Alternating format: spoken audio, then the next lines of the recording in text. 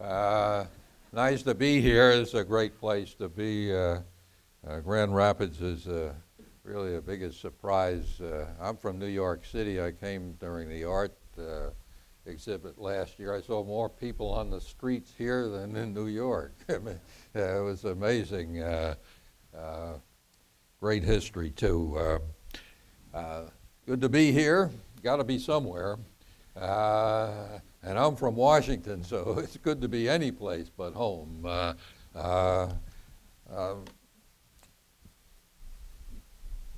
You heard a little about me, but you know, I've been most of my life as a professor, written a bunch of books and thousands of articles, but nobody really cares about that. All they care is that I work for Ronald Reagan. So we'll talk a little about him before I get into that. He called up and he said, "Don, I got a job for you." I said, "What is it?" He said, "Director of the Office of Personnel Management, OPM." My son used to call it opium. I said, "Well, that's kind of a strange job for a libertarian-leaning conservative like myself, the head of the bureaucracy." He said, "Well, I got a good sense of humor." I said, "Well, what do you want me to do?" He said, "Well, I want you to cut back the number of non-defense employees by 100,000. I want you to reduce their bloated benefits, and I want you to make them work harder." I said, "Thanks a lot. Going to make a lot of friends in this job." I always remember what Harry Truman used to say about doing a tough job, just to be bipartisan here. About doing a tough job in Washington. Going to do a tough job in Washington, you need a friend, buy a dog. So I bought two to be on the safe side. And as you already heard, the Washington Post didn't quite like that. You know, nobody knows who the Director of the Office of Personnel Management is out in the real world, but in Washington, that's the company town business. So everybody knows you there. One Sunday, I opened up the thing, and on the front of the magazine section, they got this big scowly picture of me with the phrase, as he said, "Reagan's terrible swift sword of the civil service." They also called me Reagan's Rasputin of the reduction in force, and they called me a lot of other names too. But the incredible thing is that we did it, and everybody said it was impossible. Reagan said he's going to cut the bureaucracy. He said nobody's ever cut the bureaucracy in Washington. He cut non-defense. The defense built up, and of course he had the excuse of that as he kind of won the Cold War without firing a shot, I may add. But on the non-defense side, which is what he came in to change, we did. We got that. You mentioned I saved $6 billion, which in today's money is $60 billion. So it's kind of real money. And we did make them work harder. We put in a pay-for-performance system for the managers and executives, and it worked pretty good. Of course, it wasn't me that did that. It was my boss. Reagan told me to do it, so I did it. And actually, even though they call me a lot of bad names, I tell you the truth, it was the most fun job I ever had. He was the guy, though. He's the one that set the goal. He was the inspiration. And look what this one guy did. No modern president has cut back on what we call discretionary spending. That's what runs the government on a day-to-day basis. Ronald Reagan reduced non-defense discretionary spending by 9.5% during his terms in office over the 8 years. Nobody has a minus figure at all. And everybody else increased it, Republicans and Democrats. Incredible accomplishment, and yet things worked better during that period. And it was my job to kind of do that. But not only did he cut non-defense discretion, even including the entitlements on the domestic side, where he took it down absolutely on current spending, on entitlements, even that went down from 17.7 to 15.2% of gross national product. As I say, he won the Cold War with other help, obviously, from earlier presidents and later ones. But we had 25 years of prosperity after that in the country. And he set the tone. Remember, Bill Clinton said the era of big government is over. And it really wasn't until much more recently that we fall apart. And what do we see today? We have a country that's bankrupt on paper, 25 years. We just can't sustain this. We have 6 years of stagnation after recovery from the present recession and moral confusion in the country. All right, but what I'm here today is to talk about how this happened, what this is all about, and hopefully something we can do about it. We can summarize, I would argue, what's wrong today in that we haven't been following the Constitution. Here it is. Now, I put it up there for an important reason. Do you know that, and I teach a lot of courses for the Federalist Society, which is a kind of conservative legal society, and I've been to almost every law school in the country, the major law schools in the country. And do you know almost no lawyers ever see the Constitution? Now think of that. They never see the whole Constitution. Now, of course, they see a phrase or a word or a section of it, but then they do thousands and thousands of pages on what they really mean. But they don't see it themselves. So they never see the whole thing together. So they don't know what it is.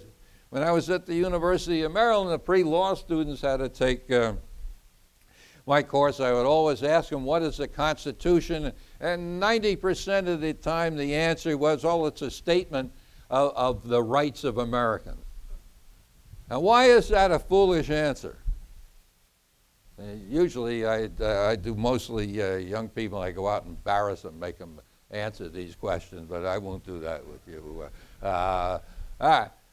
Because what is the Bill of Rights, which is what they're thinking about? What are the Bill of Rights? The first 10 amendments to the Constitution, which means they weren't there at the beginning, right? So that can't be the essence of what this is about.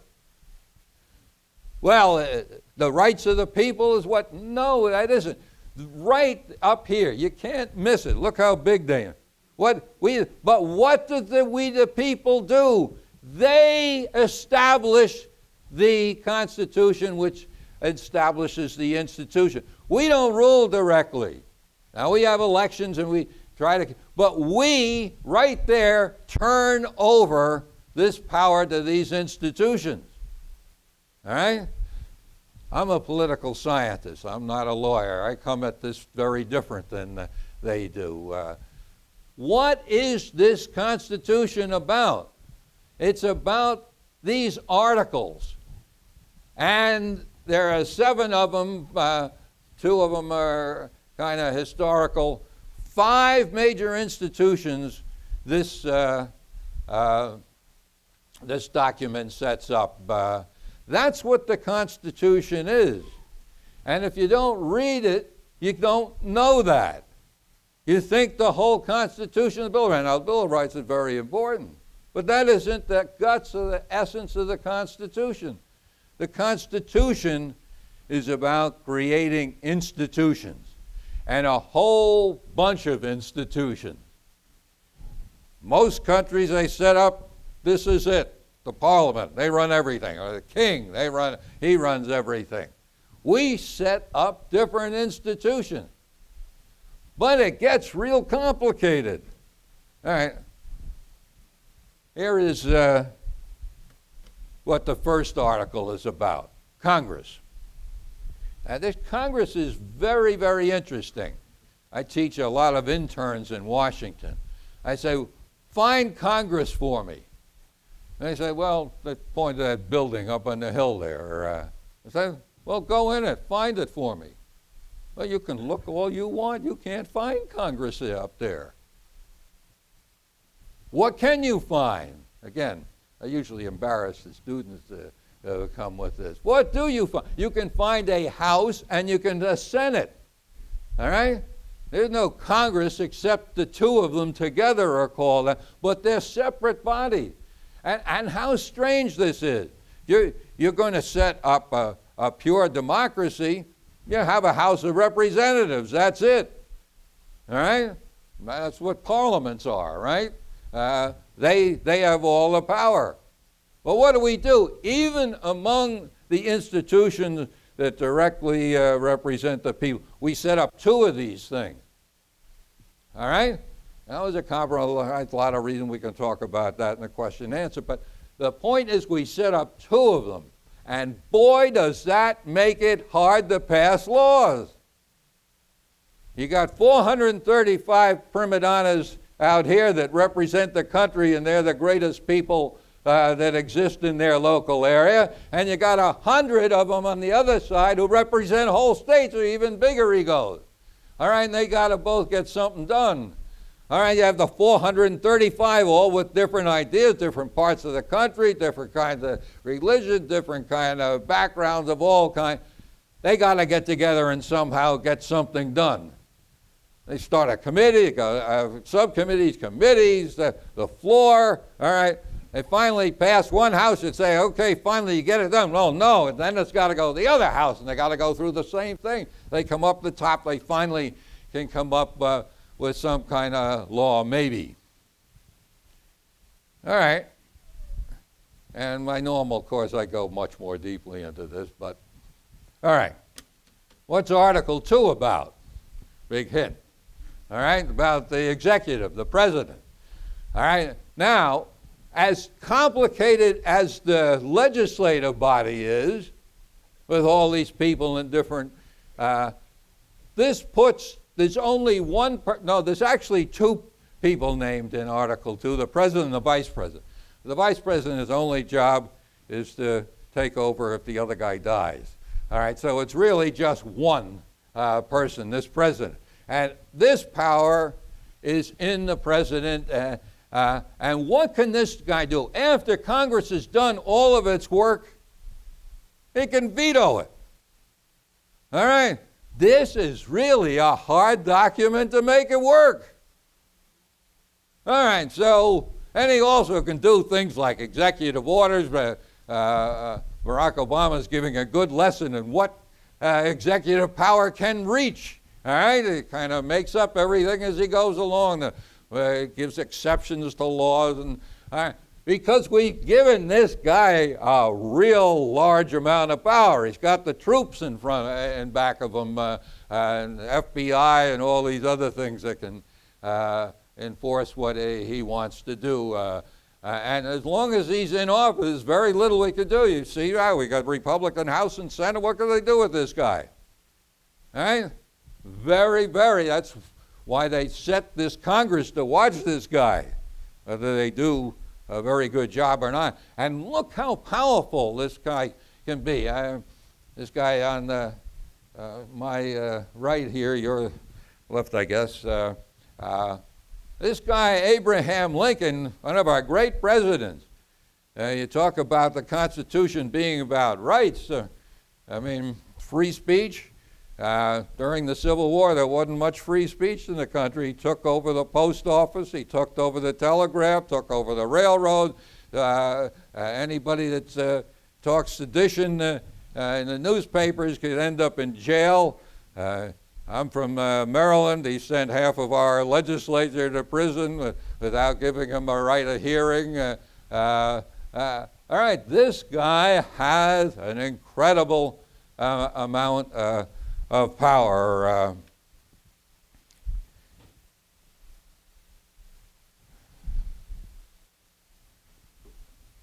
Then Congress finally works out, President signs it, these guys veto it. All right? How do you get anything done under this? This is a very, very complicated system. In fact, we're always trying to find ways to improve the Constitution. We want to put power someplace that it can get done. We don't like the idea of all this dispersion of power, all this freedom. So let's have the Constitution means whatever the judges say it means. That's kind of the ruling philosophy today of the government, that they decide. But can they do that? Well, Andy Johnson didn't think so. All right, he was President of the United States. You can see here as a military hero before. He made his reputation clearing out Native Americans in the War of 1812. He won the big battle. When he's president, a case comes up to the Supreme Court. The Supreme Court rules with the Cherokee. The Cherokees, unlike most Native Americans, had a big sense of property rights, and they could document from before white settlers came here that they owned this piece of property. They were taken to jail saying they didn't. The Supreme Court said they did own it. They proved it without a question. But then Jackson was faced with the problem. What am I going to do? I'm going to move out half of the settlers in almost half of the state of Georgia. No way I'm going to take any army to do that. He said, well, the Supreme Court's made its decision. Now let it enforce it. All right? Tell you, I don't care what the Supreme Court says unless this is an executive to back it up. All right? Supreme Court, those 9 old people, nobody worried about them. They need the executive in back of them to back it up. So we have a very, very complex system here. Those are the first 3 articles. Almost no one knows what the 4th institution is. That's the states. That's what Article 4 is about, what the states can't do. The Constitution is, the first 3 articles is what they can do. The 4th one is what the states can't do. But look at this. Now we throw 50 different states into the mix of this thing. And the most interesting part of this new, and the 5th article is the amendment right. This institution, we don't normally think of it as an institution, but that's what it is. The president gets no shot at this. The Supreme Court gets no shot. The states can do this by themselves. 2/3 proposed, 3/4 adopted, or Congress 2/3 can do it of each house, and 3/4 of the states. They can change everything. Bill of Rights went in, an amendment can go out as an amendment. That's how powerful this institution is. All right, so this Constitution was set up in an incredible way that really nobody's even in charge. One interesting thing, I have this picture up here for a reason. You never see this picture. This guy is never around there. This Andy Johnson, he was Lincoln's vice presidential candidate the 2nd time he ran. He was a Democrat. He figured, I'm going to have a tough election campaign against a war hero McClellan, so he put a Democrat in for his vice president so he could get the Democrats that were left in the North to support him. It worked, and he won overwhelmingly. Of course, he was assassinated. Interesting, the most powerful president was assassinated. And he was succeeded by this guy. What did we know about him, if you know anything about him? Is he was impeached, all right? He failed to 1 vote of being convicted. There was 1 honest Republican who wouldn't vote to Because what was he impeached for? For the terrible crime of trying to fire his cabinet. Now, if you can't fire your cabinet as president, you have no power. But one of the things I learned as head of the civil service is that the power is in the hands of the cabinet official, and the president's only real power over them is to fire them. Congress put the legal power there, again, to spread out power even in the executive branch. All right, well, they failed of impeaching him, but they succeeded in absolutely making him a nullity. How? The president's only real power is his veto power over Congress and implementing the laws. Well, the smart Republicans in control of Congress figured out how to get around both. First, they put a joint committee of House and Senate together, so they got rid of that separation between the two. The leaders of both houses made all the decisions, and they sent their decisions to the floor. They had overwhelming majorities. The South was still out of the Union, so they could pass anything they wanted.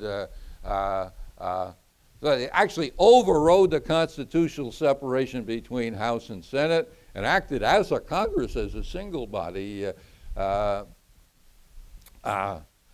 And they would meet with the cabinet. Now, he couldn't fire them, so they stayed on.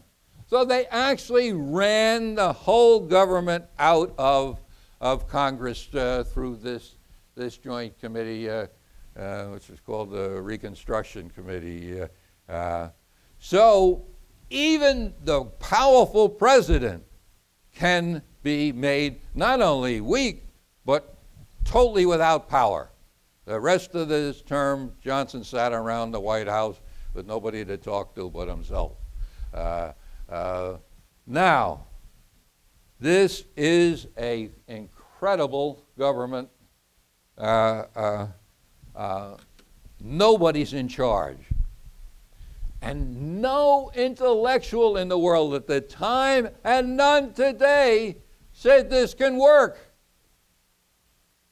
And actually, I've been teaching this for 50 years. I can't really explain it either. Somehow it worked. My only answer is it's the longest established constitution in the world. So somehow this worked. But it worked for a particular reason. It set up a system that was libertarianism run wild. Nobody's in charge of this. Each of at certain times, one institution is stronger than the other.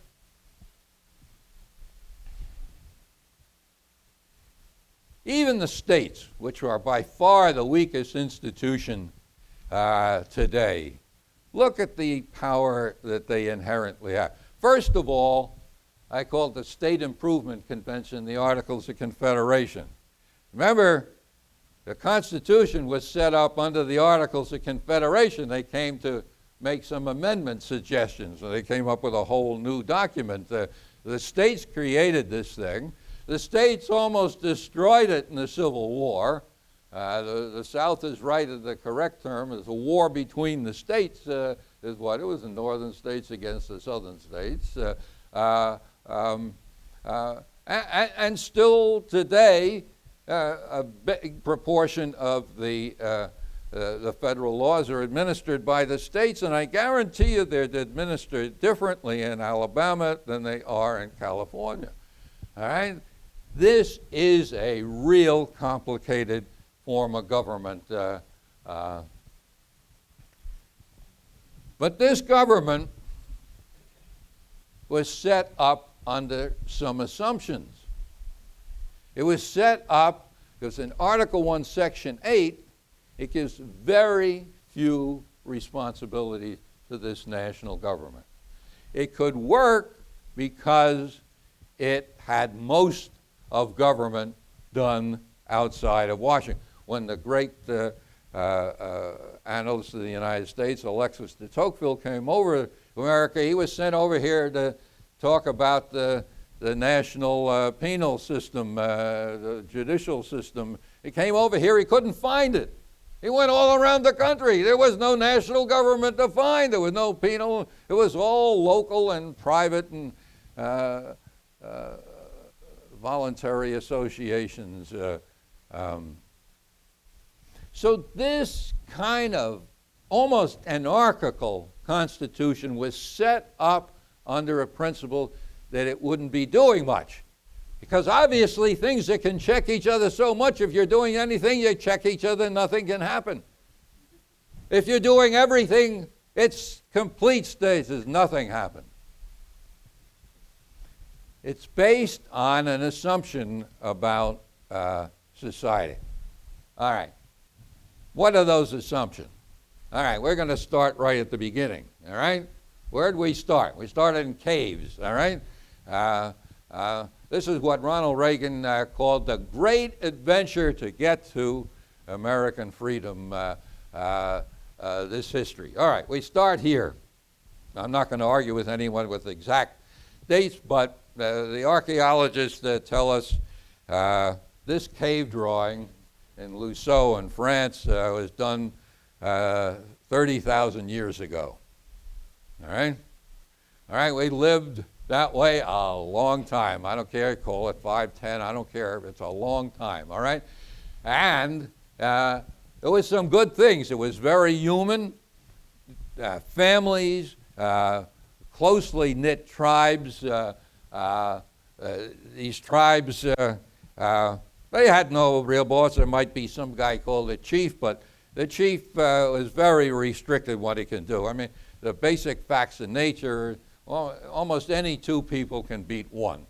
All right, so you have one guy called the chief, two guys can beat him, 3 certainly can. All right, so they had to work together, and they were nomadic. They were always moving around, so that they had to have incredible discipline. And why? To survive.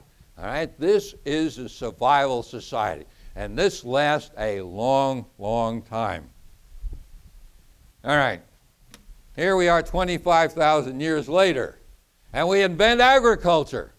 And I'll tell you the story about that and the question and answers you want about how we invented agriculture. But we invented agriculture. But agriculture changes everything. Whereas we had, or almost everything, whereas we had this tight-knit group, we still have a tight-knit group, but now it's not done by communal solidarity forces, but it's done by powerful groups. Kingships are established and society changes. What happens? Once you have agriculture, the hunter-gatherer society changes dramatically that we had for all those years. The hunters are out of a job, or at least you only need a small proportion of the people to do the hunting. The work is harder, so whereas women did the gathering part of it, now you need a strong back to push the plow. So more of the men have to get out there and be advised. And of course, women are having children too, so you want a reliable supply, you need men. So most of the men now have to go out and work in the agriculture, and some of them, you still go out and do some hunting, but it's a much smaller job. So here you have, who do you have? The hunters, the strongest, toughest guys. They're hanging around. They don't really have that much to do. So they figure, let's make the other guys work for us. All right, so the strong guys start becoming, they develop this idea of kingship, well, then they find that people aren't following, so they set up temples to give a kind of religious aura to what they're doing, and this system works pretty good. and you come up another 5,000 years, and this system now works so good it controls everything. This is Rome, but you also have the same thing in Persia and China, even Mesoamerica. This system controls the whole world. All right, we've got a long time in history, and there are a couple of exceptions, and if you buy my book, you can find out all the stuff I'm leaving out in the middle here. But all right, here you are, 5,000 years later, and that's the dominant system. We've gone through a long history of first this solidary society, very little questioning of authority because of the nature of the hunter-gatherer society they have. And then we go through 5,000 years of kingship society where if you don't follow the rules, you get killed or whatever. All right. That's where history is. How does this system get changed? How do we get to where we are today?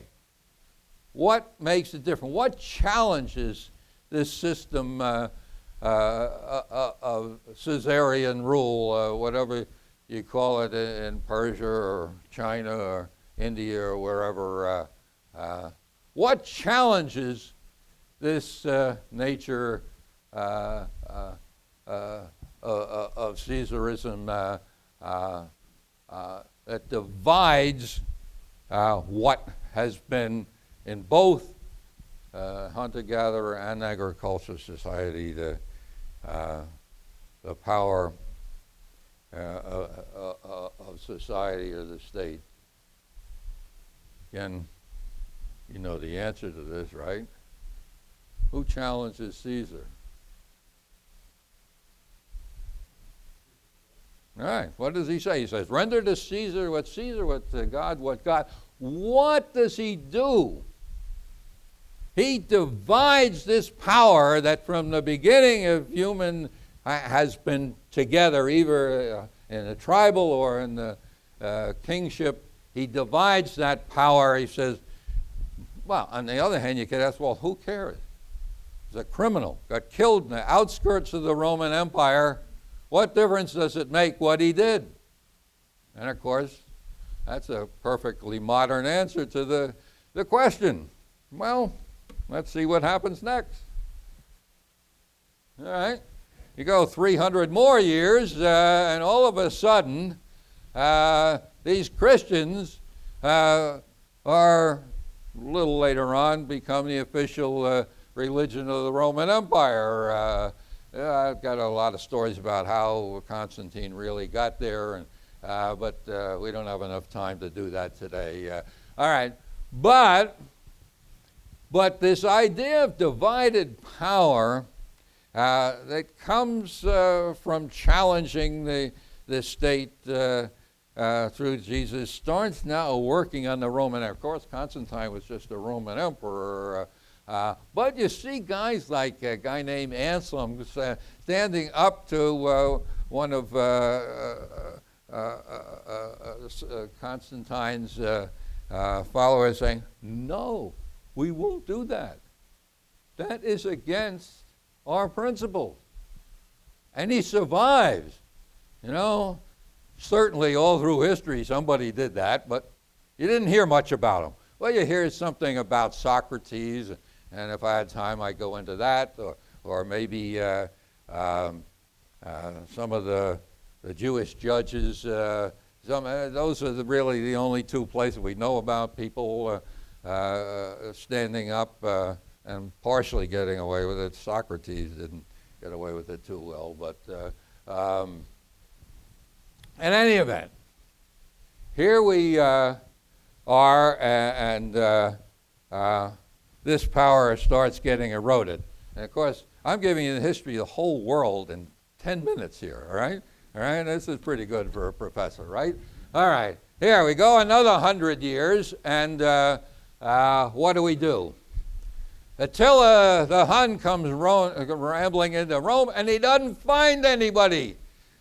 Constantine's moved the empire to out in the boonies of what we call Turkey now, and all of the big shots go with them. It's like if, if they moved Washington to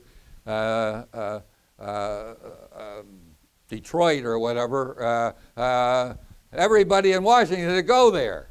And Detroit would overnight become the richest city in the country, as Washington already is. Thank you for sending your money to us. We appreciate it.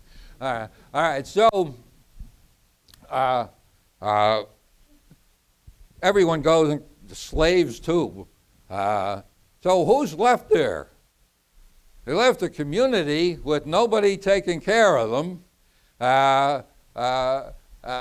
Anarchy, no slaves to do the work. Well, this Christian community starts doing the work, and they start growing. And as any decent pagan does, when the plagues came, there were 3 big ones that came. What do you do if you're a pagan and somebody in your family gets sick? Well, you throw them out. Right? You're going to infect everybody else. These crazy Christians think you're supposed to help people. All right? Well, they do. And that helps them increase their population. And I don't have enough time to get into all this, but we see the epitome of this development in Europe of this different institutions other than the state starting to take social responsibility as in Rome. This spreads throughout these private institutions, mainly the church, but over time they start developing other institutions, independent cities, the barons separate from the king, the church separate from the state, even commoners. We come to the Magna Carta in 1215, and what is this? It's a statement of all these other institutions in society having legitimate functions, and the king is supposed to take into account all of it. So we see this divided power system developing in Europe. The crazy thing is, why we the same way I can't explain why the Constitution worked. This dividing of power, this is a study done. It's the UN is talking about its authority. It's done in Europe, not by Christians or Americans. Around the year 1000, Western Europe jumps up economically from the rest of the world. Somehow this crazy system works of dividing power rather than centralizing it. All good things come to an end. The Black Plague comes along in 1350. It destroys half of the population or more, and power starts going back to the center. A couple of 100 years later, we have the Treaty of Westphalia, in which the states in Europe have reconstituted themselves into authoritarian systems, and even giving the power of the king to decide what the religion of the population living under him is. We're kind of right back where we were with Caesar. All right, how we get where we did? Well, something great happened. Discovered America, all right? And the interesting thing about this discovery is, in effect, we brought the Magna Carta over here with us. The English were too busy fighting each other, deciding who's going to be king or whether it's Parliament or king, and so they left us alone over here. And we developed over 200 years of colonial policy the eyes of Magna Carta. So when George III comes over here and tries to impose the divine right of kings and centralized power, we say, no way, we're going to set up this constitution that divides power. We're going back to the Magna Carta. British historian just wrote, a parliamentarian and historian just wrote a thing saying, the amazing thing, this year is the 800th anniversary of Magna Carta. He said, until this year, there's not one monument in England to Magna Carta, and there are thousands of them in the United States. Lord Baltimore tried to put it in the founding document of Maryland, but they wouldn't let him. Of course, the reason there are no monuments, the kings and parliament didn't like the idea of dividing power up. William Penn finally actually did put it in his a couple hundred years. All right, so we were divided under that power, and we prospered under it. This is a much later, smaller one, the same study. The U.S. just goes up and tops everybody. But some guy comes along before that chart really goes up, when England is still, and Europe is still doing better than America, and he says, this system doesn't work. How can you not have one place where power resides, where you can change and make everything do well? This guy was the most important intellectual since the founders come along. He was a political scientist. I apologize. He goes for his PhD in Europe. He goes to Prussia and he says, I understand now what's wrong with America. In Prussia, look, they've got a Social Security retirement system. They've got national health care. They've got the greatest educational system in the world. They've created a welfare state. And why? Because in Prussia, power is centralized. So when they want to do something, they do it. They don't have to have House and Senate agree, and presidents and courts and states and all those kinds of things. The problem with America, he comes back and writes a book I still had to read in graduate school. He writes a book saying the problem with America is its Constitution divides power rather than centralizes power. This guy starts the American Society for Public Administration, the American Political Science Association. He's influential in starting the American Economic Association, American Sociological. This guy changes intellectual opinion in America. He changes it from looking at the Constitution that what made us great to have the Constitution be the result of our problem. We can only really create the great welfare state if, in fact, we consolidate power. Well, who cares about some intellectual? Well, this guy becomes president of Princeton University, governor of New Jersey, president of the United States, presides over the beginning of the Federal Reserve System, the Income Tax, the Federal Trade Commission, Antitrust Division, the Justice Department, the whole beginning of the modern thing. All of these institutions are today in the center of running America and what we're all about in America. Well, he wasn't too successful immediately because he had a pretty conservative Congress, but he changed the intellectual tone. Harding and Coolidge didn't buy on to what he said, but every president after them, starting with Franklin Roosevelt, with the exception of my former boss, bought this idea to more or less extent. And that's why we're where we are today.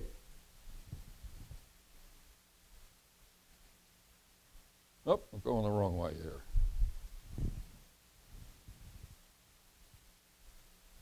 Problem is, it didn't work. The 1930 Depression lasted forever, over a decade. The one you're having the pleasure of living through, it's still here, right? It's still around 2% or less. All those great institutions didn't work on the economy. This is just the two biggest programs, Social Security, Medicare. By the year 2080, some of you young people will still be around there. Those two programs alone are going to eat up 25%, 1/4 of the economy. I don't have time to go through all this. I write a column for Newsmax. Every month I do thousands of things the government's screwing up. All right? They can't even keep people away from the White House. They got fences, machines, the Secret Service all over the place. They can't stop people coming into the White House. One nut gets right into the East Room in the White House. We got the Center for Disease Control does this great booklet saying you can't catch, what was it, SARS, whatever the heck, anthrax, whatever it was. And you go inside the book and they say you can get it from somebody sneezing. I mean, on the front cover it said you can't get it that way. And they find anthrax hidden in the basement of the building that had been there for 20 years. I mean, smallpox is eradicated except in the basement of Health and Human Services. All right. The end result of this is Paul Light is a top public administration. He's not a conservative. He's a progressive through and through. He looks at how we run the government, just on the straight running it from a public administration point of view. The federal government is so ossified and full of layers of bureaucracy, isolated from the population. It can no longer faithfully execute its laws. Now that's in the Constitution. That's what the government's supposed to be able to do, is execute. It cannot faithfully execute its law. And that's not me. That's one of government's friends talking. Well, you had this guy come along, Ronald Reagan, and he challenges this. Now think of this. This guy is challenging our history for the last 100 years. He comes in and says crazy things about government being limited, that you're better off with less government rather than more government. You got to get power back to the people, that federalism is the most important principle in the Constitution. He says he's going to cut the bureaucracy. He says all these things. Well, in fact, he did it. It's because, though, that he understood, and I'll argue that you should get my book to read what Ronald Reagan says in there, not what I say. My book is really just, it tells what other smarter people than me believe.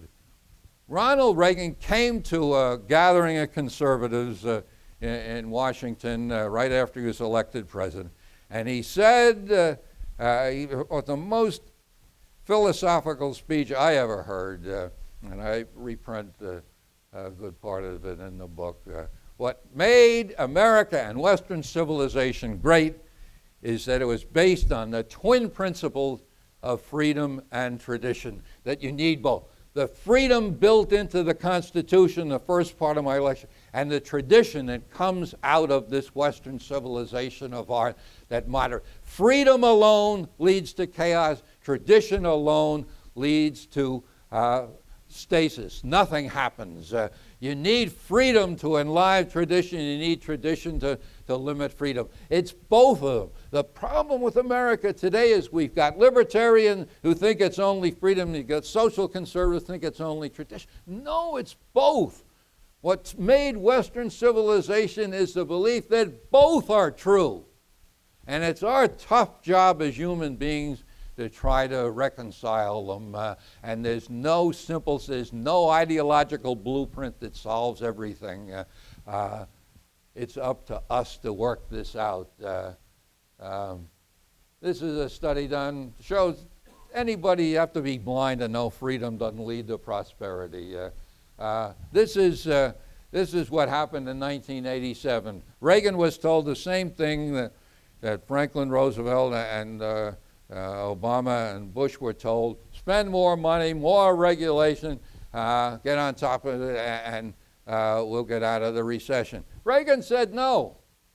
You know, I ask economists, what are the only 3 times the stock market has lost more than 2.5 times its value 2 days in a row?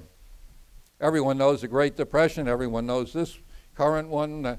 No one knows the other one, 1987. They came to Reagan. He said, we're not going to do anything. I heard his son say in a speech one time, you know, in 1987 we had a recession as bad as the Great Depression or our current one, and my father did nothing about it, and it worked.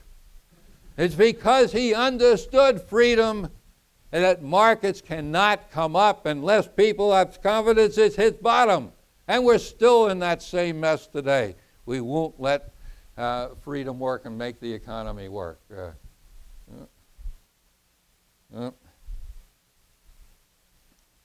I love studies. This is done by the World Bank. Libertarians, you want to point to this fact. This is minus or plus growth. What's bad for growth is government. Again, we can get in if we have time and ask. Government is bad, but what you need for positive growth is rule of law, the tradition and customs of the people. Rule of law, by the way, doesn't mean whatever the government says it is. Rule of law is the rules that people accept as the common, correct rules of society. So freedom, tradition, and the real genius of the Constitution is federalism. All right, now, I'm out of time here, so I'm not going to even tell you about this. Well, we have time for questions, because there's probably 1,000 questions out there. But first, before we get to the questions, let's thank Don for this wonderful, wonderful presentation. So one of the best parts about our events at Acton is the speakers always make a great case for what is wrong, and then everybody else says, well, what do we do? So maybe that's what you're asking yourself. So if you have a question, just raise your hand. We've got about 15 minutes, so please have at Don. I always find in the question period with mine, one person in the audience told me one time, how do you ask a question of a guy that goes from the beginning of the world up until today? All right, you covered everything. All right, go ahead. And we fixed the microphone so you don't have to eat it. You can actually keep it a few inches from your mouth. Thank you very much for your presentation. I've enjoyed it. I just came from a town hall meeting with my congressional representative, Justin Amash, and he mentioned that the Senate is somewhat broken right now because of the way they're administering the filibuster. Can you shed some light on when that changed, why it changed, and whether we're able to get back to the original way where you had to actually be up talking to filibuster in the Senate? Well, I don't think the filibuster is the problem. I think the problem is Congress has been grievously weakened over time by trying to fix it.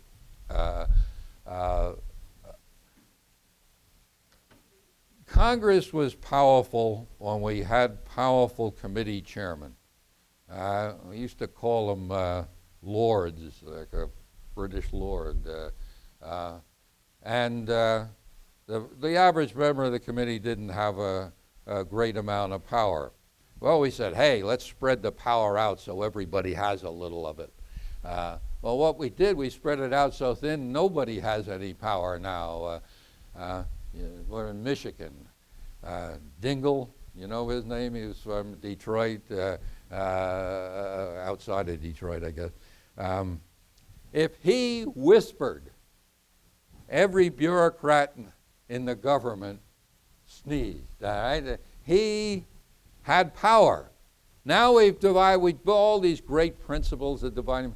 No, you need powerful people to confront powerful people. And the filibuster is a powerful institution, and it's mostly for good. There are always obviously problems with it. But I think the fundamental problem when you talk about Congress is we've got to build up powerful committeemen. And when I was young, they ran the place. And it was a better run place. Now it's much more, quote, democratic, but it doesn't work because there's nobody powerful enough to do anything. Right over here.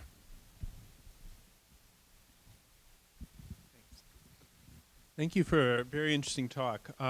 So there's a real kind of Anglo-American triumphalism of going from Magna Carta to the American founding, and then you had the charts kind of contrasting the success of various regions of the world, you know, from the early modern period down to today. I was just wondering if you could talk a little bit about how much this ideal of liberty and power sharing is shared by other Western European countries, and also maybe what are the foreign policy ramifications of the views that you're presenting, also maybe the views for like development. So how do we spread these ideas around the world?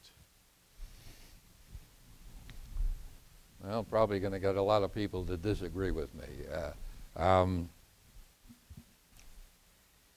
What was your first point?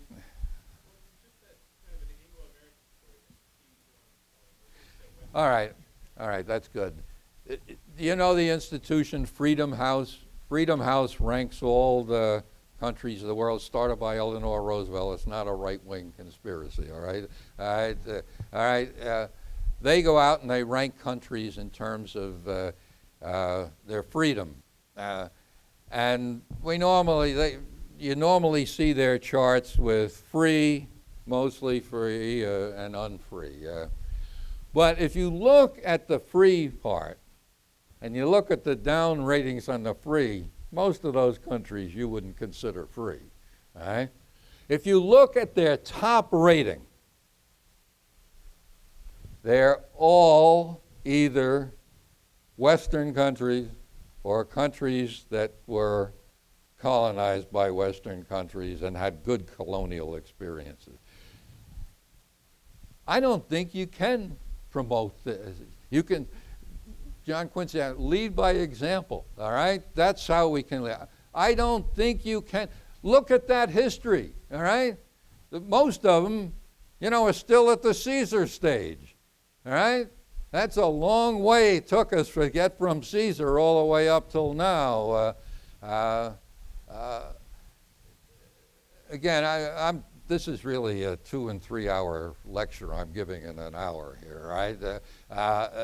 This history is important. It took a long time to develop it, and I think one of the great mistakes we make is thinking we can make everybody democratic. And hopefully, in the long run, if everything goes along long enough, and God willing, maybe some people, but it takes a long time to, and look how this history in back of us and how we're losing this ourselves.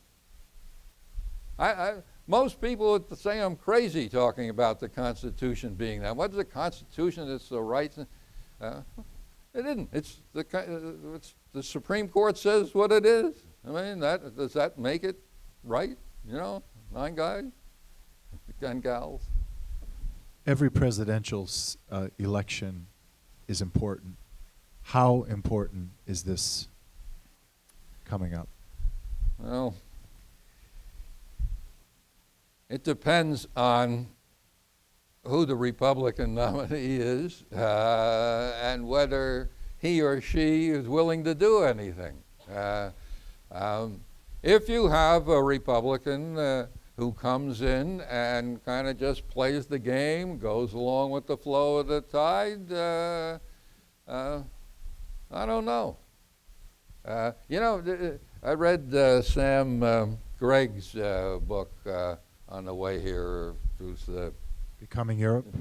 he's what is he? Vice president here or whatever he is. Research director here. Research director. King. And he shows the interesting case. Why did Germany do so well in this recession, and relatively better than we did in this recession? Well, the Social Democratic Party, the left-wing Democrats, they were the ones that started putting in started loosening up the regulatory state in Germany that paid off in this. It was, some were added later on. But yeah, it's important, and I'd really like a Republican president, but only if he's willing to do something. If he comes in and, is going to have a fine time presiding over the end of it, we might be better with a Democrat. At least we got something to run against them next time on. Any other? Do you see anybody on the political scene that embraces the Federalist principles? Well, some of them talk about it, but Walker did a little, Rand Paul talks about a little, and I must admit, I don't really follow everything on a day-to-day basis. It used to be my life for so long, but I don't really follow it along that much. But that's the only thing that counts. I don't care. Anything else they say is second or third to me. There are real big differences between, say, California and Alabama, all right? If we don't decentralize this out, we're going to have a civil war. Thank you for your presentation. You demonstrated the direct relationship between shared powers and economic success. I'm wondering if you could elaborate a little bit on what some of the specific mechanisms for that relationship might be.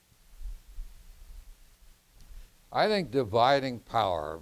If you centralize power, you're taking away creativity from the people. I think it's that simple. If you have one person sitting up, like the Wizard of Oz, who's sitting up there and saying, what is the Wizard of Oz? He can even give you a brain and courage and a heart, all right? I mean, this is the greatest conservative freedom story ever made here. It's subversive because the stupid people in Hollywood don't even know what it's about. So they keep showing it on television.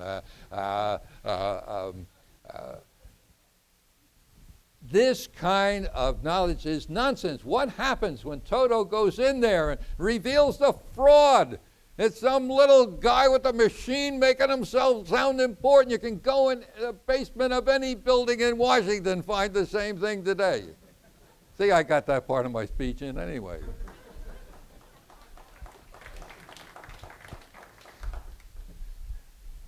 Yeah. We need Toto, though.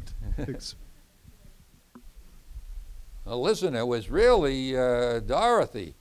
Dorothy realized at the end all she had to do is click her heels together and she could go home. It was all under her own power. Power to the Dorothys. My quick question would be, when we think of returning the power to the people, decentralizing power in a very diverse country, we think of, maybe for conservatives, deregulating businesses, more economic freedom.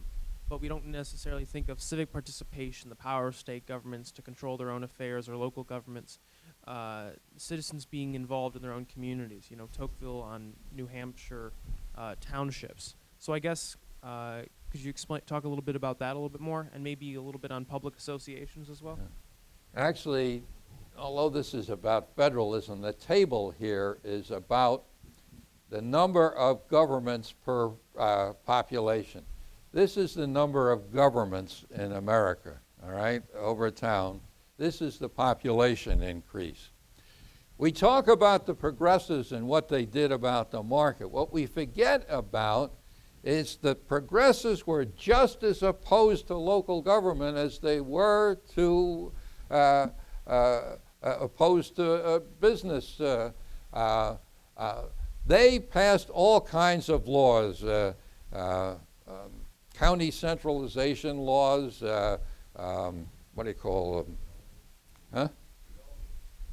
Well, anyway, they passed all kinds of laws to try to weaken local government so that today there are no more towns and villages in America than there were in 1900. Today, there are 15,000 independent school districts. You know how many there were in 1900? 200,000. All right? They set out to get rid of diversity and freedom in government as much as they did in the private sector. And the answer to me, I use federalism, but it's really a shortcut. We need to recreate local government. You know, look at this place. What is the population of Grand Rapids? 200,000. Interestingly, Rousseau said that's about the top size for a functioning government. You come here, you know this place works. Look at it, all right? I mean, there aren't 50 or 100 of these things around the country. And it's because you did it here, all right? The local people did this. De Tocqueville, again, he came around, he could not even find the national government here. It didn't exist, and yet he found something interesting. Even though the national government hardly existed, he said they loved it in their hearts, partially because they didn't force you around to do things. Now, you can't wake up in the morning and a new federal regulation to do something else. 300,000 federal regulations. Nobody knows all of them. Nobody does. I'm absolutely convinced any U.S. attorney can put any American in jail any day he wants. You are falling against one of those laws someplace. If you do anything, maybe if you stay in your house, probably. Even there, what they go radon inside your house or something.